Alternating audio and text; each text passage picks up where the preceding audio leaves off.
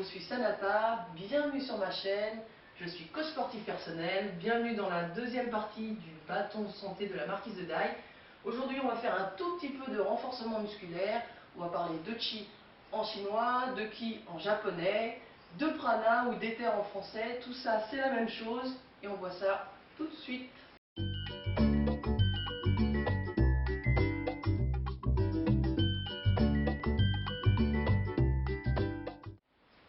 Cette vidéo va être divisée en 3 parties.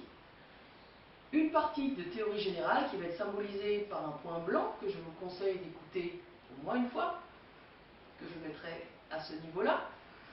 Une autre partie de théorie spécifique à l'exercice que je symboliserai par un point noir que je vais positionner de ce côté-là.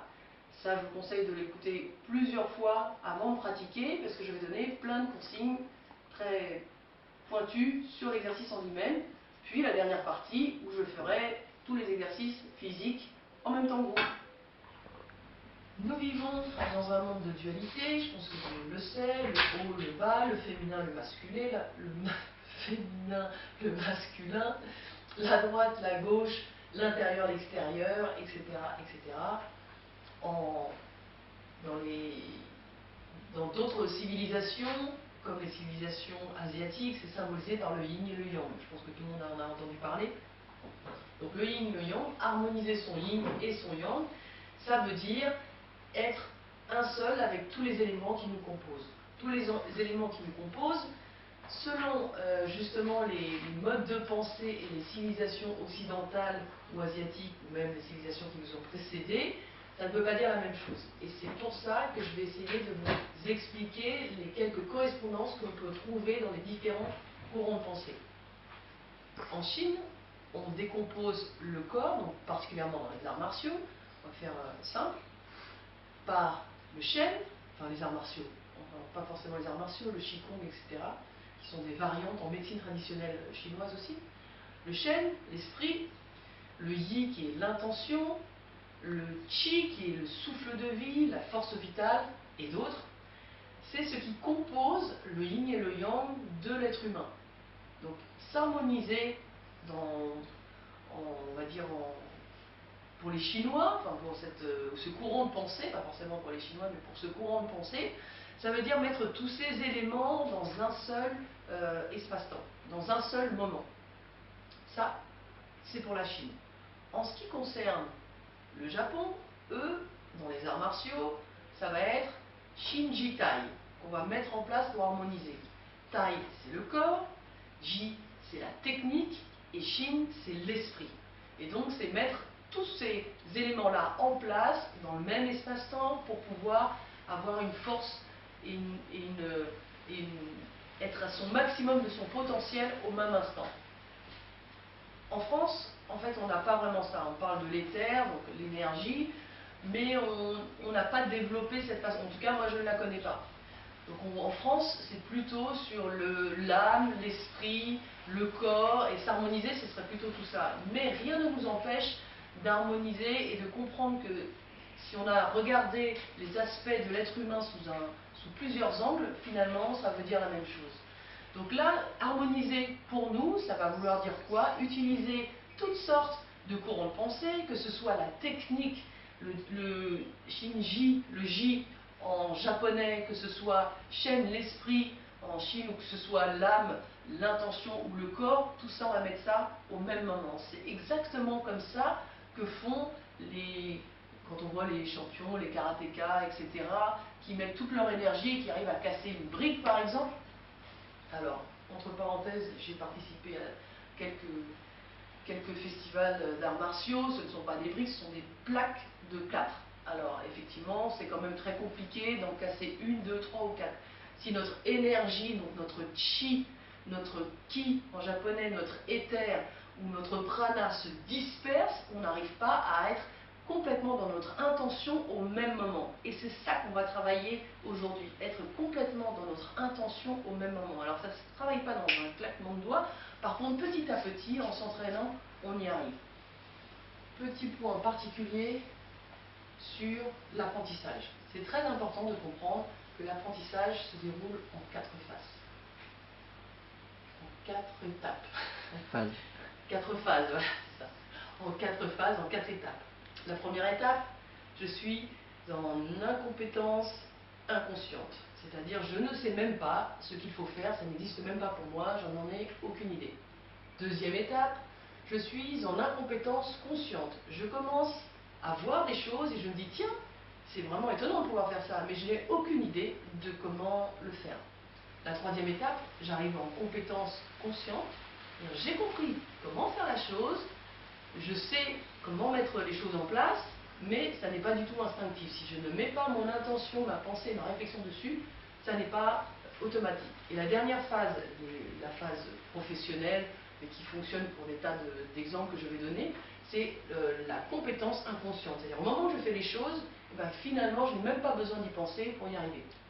Alors je vais donner un exemple de ça. On va prendre l'exemple par exemple d'un enfant à qui on apprend de mettre ses chaussures et de faire ses lacets. Au début, les chaussures, les lacets, il part, si on lui dit de partir dans le jardin, il part, il ne pense même pas à prendre ses chaussures. Deuxième étape, pense à prendre tes chaussures. Ok, je pense à prendre mes chaussures, mais il faut faire mes lacets. Troisième étape, voilà, fais tes lacets. Je fais la boucle, patati, patata, droite, gauche, le petit tour, etc. Quatrième étape, on prend les chaussures et on va dans le jardin, il prend les chaussures, il fait les lacets et il part. Je pense que personne ne se dit, au moment où on fait nos lacets, tiens, je vais faire le tour de l'arbre et passer dans le trou, etc. Tout le monde fait ses lacets et puis sort tout en faisant d'autres choses. Ça, c'est la compétence inconsciente. Donc, le fait d'arriver à travailler son chi en compétence inconsciente, c'est qu'au moment où je vais travailler mon bâton, je n'ai pas besoin de me dire, je serre les fesses, tout se fait tac, automatiquement. Et ça, on peut l'obtenir pour plein de choses. Pareil, lorsqu'on fait justement tous les exercices, là, au moment où je fais ça, instinctivement, moi, j'inspire. Et j'expire au moment de faire d'autres mouvements. Donc ces compétences sont très importantes. Et tant qu'on n'arrive pas en compétence, minimum compétence consciente, on ne peut pas avancer. Donc compétence consciente, puis après, compétence inconsciente. Alors ces parties théoriques spécifiques sont très importantes pour les raisons suivantes. L'apprentissage se déroule en 4 parties. Il y a d'abord, je suis inconsciemment incompétent. Je ne sais même pas en fait comment faire les choses. C'est l'étape 1.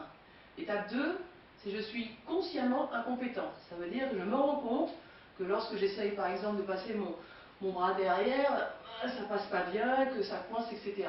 Donc ça, c'est l'étape 2. Donc si vous avez déjà commencé à pratiquer, vous êtes arrivé normalement au moins à l'étape 2. La troisième étape, c'est je suis consciemment compétent. C'est-à-dire que si je fais bien l'attention, si je me positionne bien, si je place mes pieds correctement, ok, tac, c'est bon, ça passe, mais je suis obligé de faire bien attention à ce que je fais. Et la dernière étape, l'étape 4, c'est je suis inconsciemment compétent. C'est-à-dire au moment où je me positionne, je verrouille directement mon bassin, mon périnée, etc. Et j'inspire, j'expire, je fais les exercices sans avoir à réfléchir à ce que je vais faire autour. Tant que je ne suis pas à l'étape 3, une compétence consciente, il faut absolument regarder la théorie spécifique à l'exercice. Pour exemple, on a tous vu ces champions d'arts martiaux utiliser toute leur force et puis casser des briques. Pour pouvoir faire ça, c'est justement cette harmonisation qui va nous permettre de mettre toute notre énergie, de notre chi au même endroit. Alors, comment ça se travaille? Nous, on ne va pas casser des briques, on va simplement mettre effectivement, réorganiser toute notre énergie au lieu de la laisser se disperser.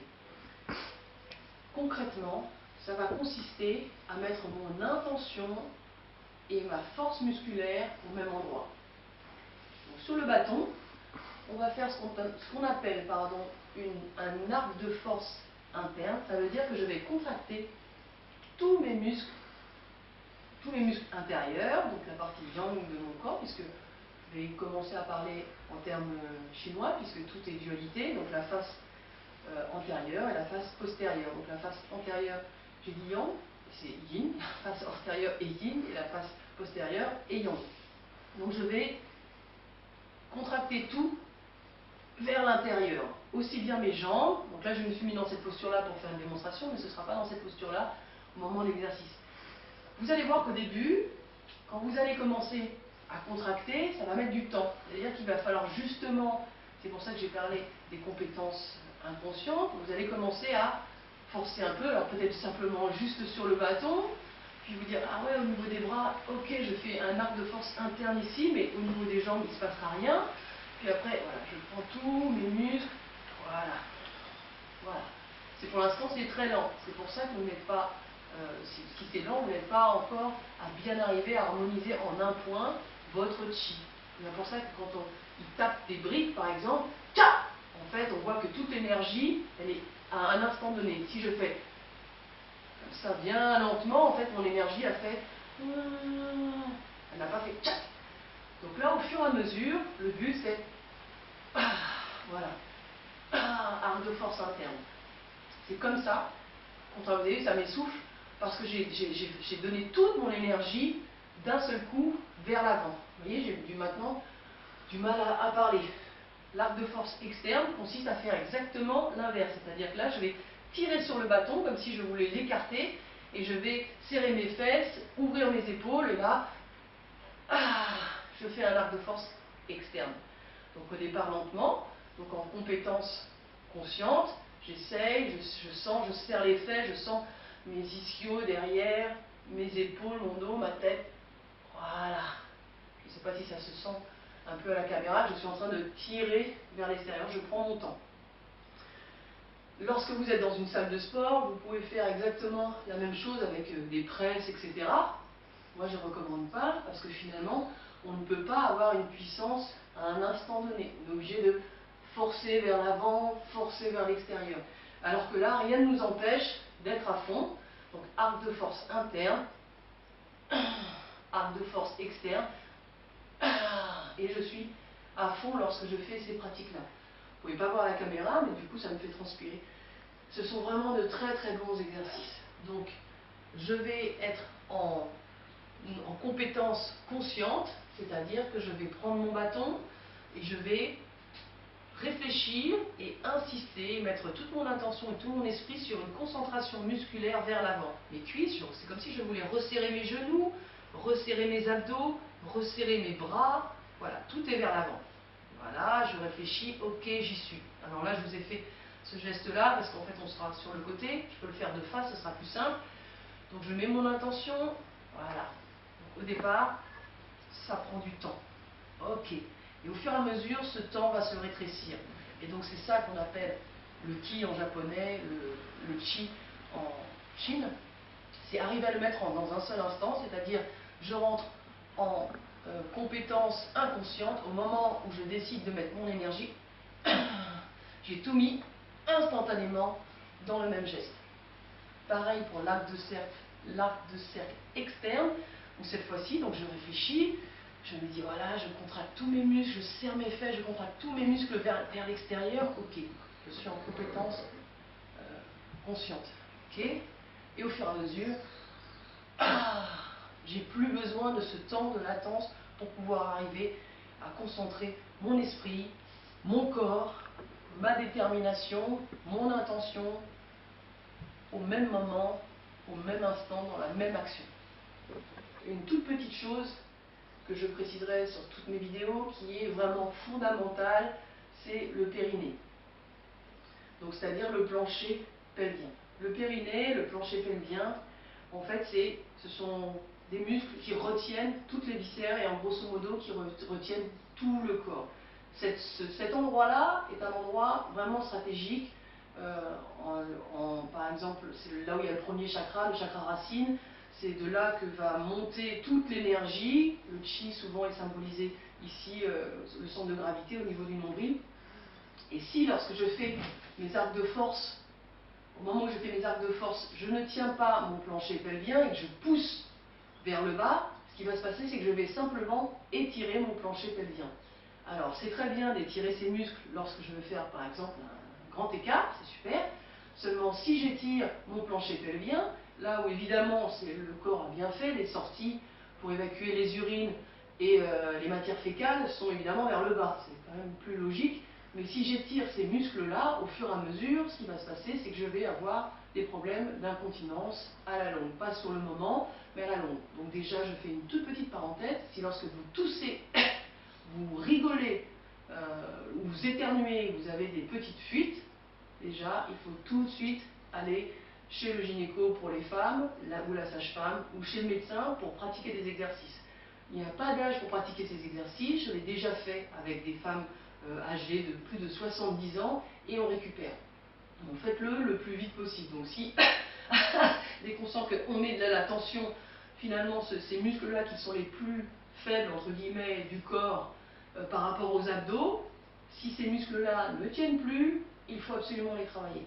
Donc là, justement pour les maintenir, lorsque je vais faire mes exercices, je vais d'abord serrer mon périnée, donc serrer mes sphincters pour pouvoir ensuite utiliser un maximum mes abdos, et donc c'est la puissance de mes abdos, sans assouplir le plancher pelvien, donc sans me mettre dans une santé précaire, puisque finalement, même si je ne m'en rends pas compte au début, au bout du compte, ce sera vraiment quelque chose de très très très mauvais pour ma santé.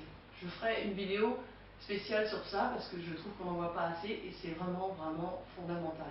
Donc avant de faire tous mes exercices, à chaque fois, je tiens mon périnée. Mon périnée doit être maintenu et pas relâché. Alors comment il est maintenu, ce sera dans une autre vidéo, parce que sinon ça va prendre beaucoup de temps. On va juste commencer par dire pour l'instant que je serre, comme si je voulais absolument pas aller faire pipi, donc je serre ça un maximum, et ensuite, une fois que j'ai serré ça, je peux faire mes arcs de force. Et ensuite, avant de démarrer la partie pratique, pensez à bien être ancré au niveau de vos pieds, c'est-à-dire que j'ai vu des vidéos où en fait déjà les pieds ils sont comme ça, donc l'idée c'est vraiment que le pied soit perpendiculaire au corps et puis qu'il soit bien accroché. Donc essayez de ne pas, sauf si on est en déplacement, on ne voit pas mes pieds, comme ça. Donc l'idée c'est que mes pieds soient bien ancrés et bien parallèles, et pas comme ça. Comme ça, en fait, c'est pas du tout le même travail. C'est pas que c'est mal, etc. C'est que c'est pas ce qui est demandé. Donc, par contre, à un moment donné, là, je vais déplacer mes pieds. Donc là, c'est pas grave. Mais sinon, pendant tous les exercices, hop, mes pieds sont bien ancrés. Des choses comme ça, pour les genoux, c'est pas forcément l'idéal. Pieds bien ancrés, périnée serré, bassin rentré, dos droit. Voilà les postures idéales pour commencer. Donc, il faut arriver à une connaissance inconsciente de ces postures-là pour pouvoir bien pratiquer. Donc dans quelques instants, je vais commencer par faire toute la série en donnant quelques explications, mais à une vitesse à peu près normale, et je donnerai des explications plus précises justement dans la deuxième série, celle avec le chi, celle qui travaille le renforcement musculaire. Ok, donc on passe à la première partie. Petit salut, vous n'êtes pas obligé, c'est moi, pour le plaisir. Petite ouverture, moyenne ouverture, grande ouverture. Je rentre le bassin, je prends mon bâton, ouvert au maximum, et je commence, je ploie, je souffle, je vide, j'ouvre, je remplis, je vide, toujours de plus en plus loin, si je peux, sans douleur.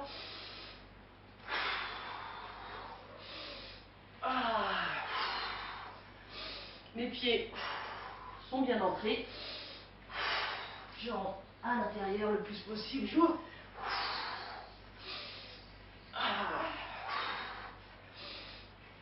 Dernière fois. Le plan horizontal. D'abord doucement. Mes pieds sont toujours bien ancrés. Mon bassin est rentré. De plus en plus loin. C'est bien parce que là, vous voyez exactement comme moi je pratique. Puisque là, je m'échauffe petit à petit. Au début, je ne pouvais pas aller perpendiculaire. C'est trop difficile de le faire à froid. Le plan oblique, je garde le dos bien droit, parce que si je fais ça, ça ne sert pas mes articulations. Je ne bouge pas mes pieds pendant que je fais le plan oblique. La forme de yang, mes pieds sont bien stables, ce sont mes genoux Et de plus en plus loin, si je peux.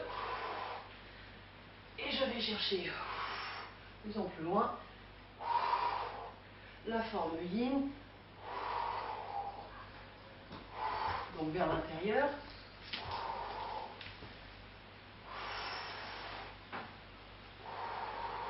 De plus en plus loin.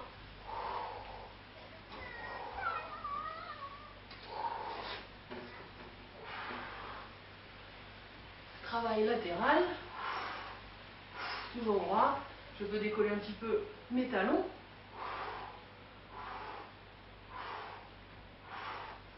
Changement de posture.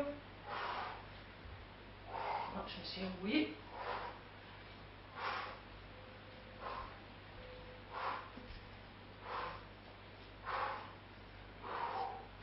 Et au centre.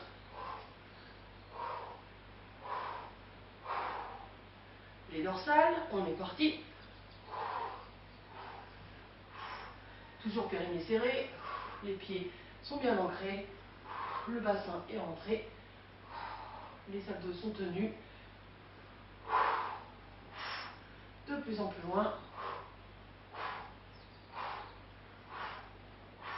En oblique.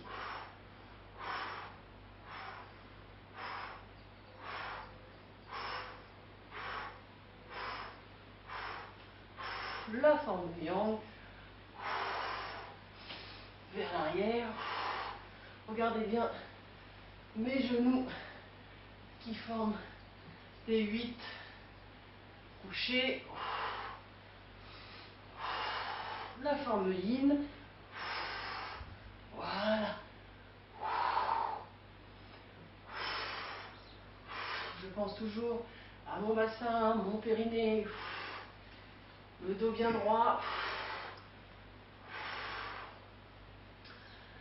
Les latérales. J'essaie de penser en même temps à donner un maximum d'informations. Et sans élèves à corriger, j'essaie d'imaginer les erreurs dont je me souviens pour vous les corriger. Alors les erreurs, parfois, c'est ça en fait. Voilà.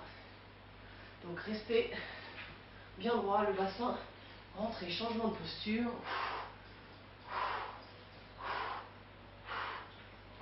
Et le centre.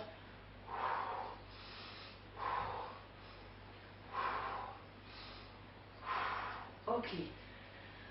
Les cervicales, on y va.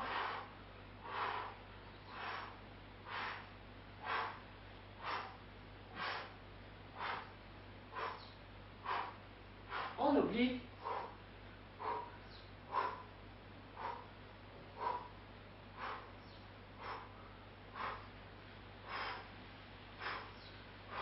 La forme yang. Toujours périnée, jambes bien ancrées. Voilà. Moi, je commence à être bien échauffée. Donc, je peux aller loin et vite. Faites à votre vitesse. La forme yin. Voilà. Ça y est, moi, je suis partie. Je suis bien. Le bassin bien rentré, le dos droit. On arrive sur la fin. On y va.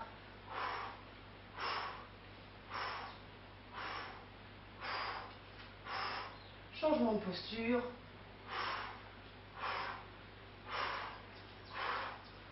Et le centre. En hauteur. On est parti. Je ne change pas ma posture de pied.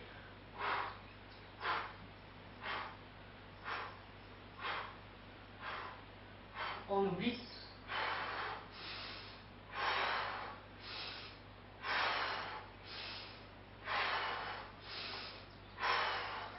Les jambes sont quasiment tendues, si je peux, en ayant le bassin rentré. Sinon, je garde les jambes fléchies. Ça dépend de la souplesse de chacun. Et on y va, j'inspire devant. J'expire derrière, j'inspire devant.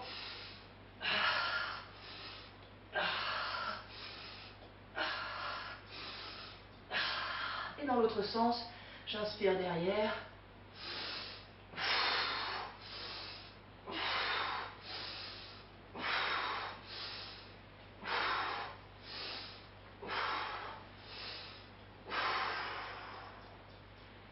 On passe tout de suite à la suite.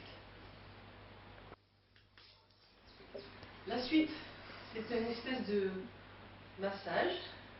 Ma choupette. Alors, souvent, personnellement, je ne le fais pas, je vais quand même le montrer, parce que quand on est une femme, c'est un petit peu compliqué, parce que ça gêne au niveau des seins. Donc, je prends le bâton, pareil, écarté au maximum, comme ceci. Je le fais passer le long de ma côte, ici, de mes côtes, pardon, et je me fais un massage en frottant le bâton contre mon corps.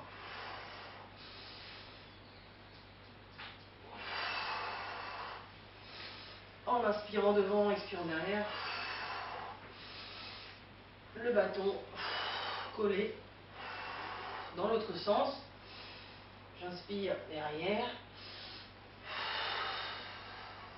Donc, attention à bien tourner le bâton ici, là, sur le plexus solaire, plutôt que au-dessus, sinon ça fait vraiment mal au sein. Donc je montre cette partie-là, mais personnellement, je ne la pratique pas parce que je trouve ça un petit peu difficile d'éviter les seins. Mais bon, c'est vrai que ça fait du bien, ça fait un petit automassage. Voilà la partie tant attendue, la partie du chi. Donc on a fait bâton, vous avez vu, cervical, vertèbre basse, dorsale, cervicale, en haut, et cette fois-ci on va passer sur le côté comme ceci. Donc cette fois-ci les pieds vont bouger, j'inspire, j'expire au milieu, j'envoie le bâton, ma jambe se tend derrière,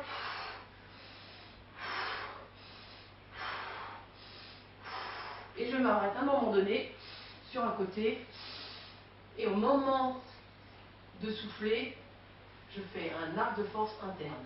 Donc je respire, j'inspire, je serre le périnée, arc de force interne. Je repars de l'autre côté.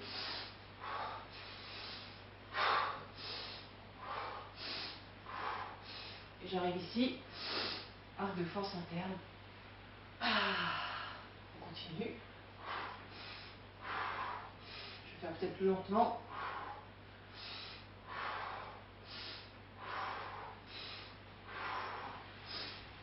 On arrive ici, arc de force externe.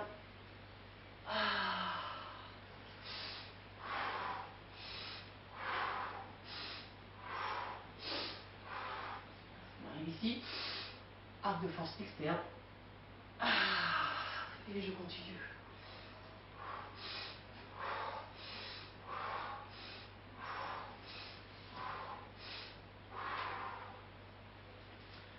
Ça, c'était la démonstration. Idéalement, voilà comment je pratique. Je vais faire l'arc de force interne et externe en même temps. Enfin, à la suite plutôt. On y va.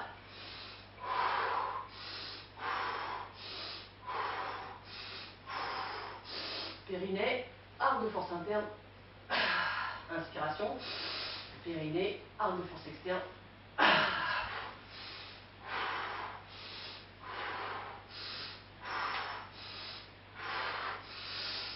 Périnée, arc de force interne. Je pense bien à tout, hein. J'inspire, arc de force externe.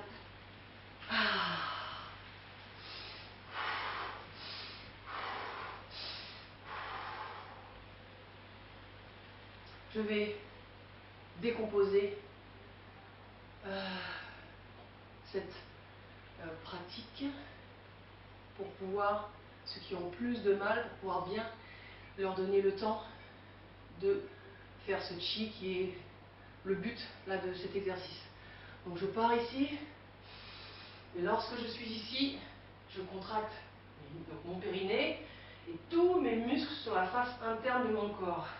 Donc mes bras, je serre le bâton comme si je voulais rapprocher mes poings, je serre à l'intérieur de mes cuisses ici, je serre mes abdos, ma tête, tout ici va vers l'intérieur.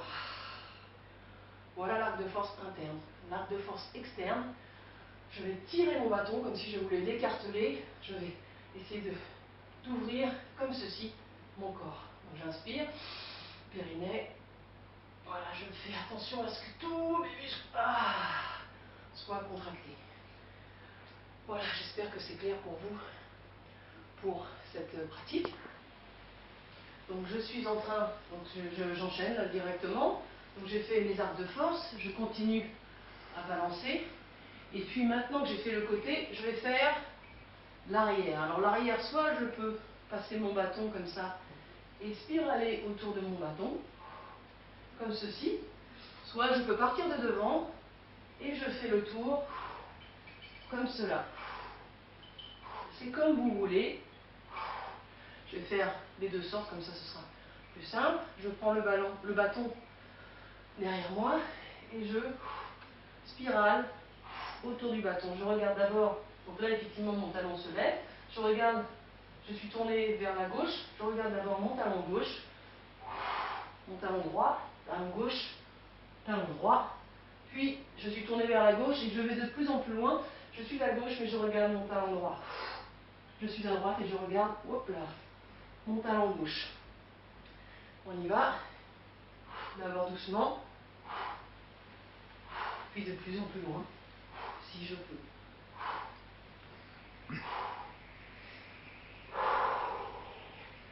On y va avec la forme en partant de devant. Je regarde d'abord le talon du même côté, puis le talon opposé. Attention, on y va, c'est la fin de cette deuxième série pour les arcs de force internes et externes. On y va. Je suis au maximum, je regarde, donc là je suis tournée à gauche, je regarde mon talon droit. Et dans cette position, j'inspire, arc de force interne. J'inspire, arc de force externe. Et je reviens. Je continue. Ça n'a aucune importance. Le nombre de séries, c'est vous qui voyez. Donc vous êtes bien à l'aise dans le mouvement et bien échauffé. L'important c'est de faire une fois à droite les arcs de force interne et externe. Et une fois à gauche, on y va. Arc de force interne. Arc de force externe. Et je reviens.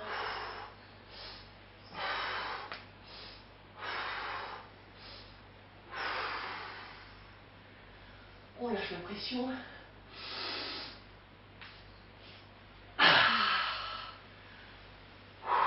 Fin de la deuxième partie. Merci beaucoup d'avoir suivi ce cours. Si cette vidéo vous a plu, vous pouvez mettre un petit pouce pour me dire que ça vous a plu, ça me fera bien plaisir et aussi ça va participer à avoir une meilleure visibilité. Vous pouvez la partager, ce sera vraiment super et prenez soin de vous.